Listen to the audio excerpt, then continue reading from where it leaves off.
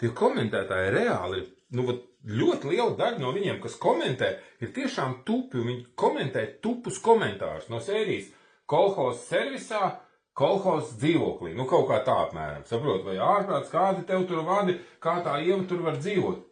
Idioti, te nāk viss tas penāli, vienkārši tas ir noņemts noslēs, iztaisnot šito te Jā, rekur ir truba. Nē, bet viņi tupi, saprot, viņi tiešām domā, ka tas forever, ka tu tā dzīvo, saproti.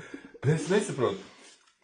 Labi, ok, es saprotu, ka tur noskatās to video 10 000 cilvēku, bet atnāk komentēt tikai tie stulbākie. Kāpēc? Kāpēc normāli cilvēki nekomentē? Šitais, skaties, tas penāls, redzi, viņš tur ieliksies iekšā, ne, ja es šito taisīju, tie čomi, kas te vilka, un es te vienkārši pamēģināju, kas notiek, ja tās trūbas bišķi iztaisnot mēģina, saprot?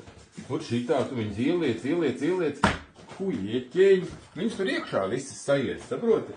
Redzi, šitādas kastas tur virsū nāk, ambāli, un šito, ne, ja es šito taisīju, šito vilku Daikin, saproti, speciālisti, saproti, losi, tādi lohi.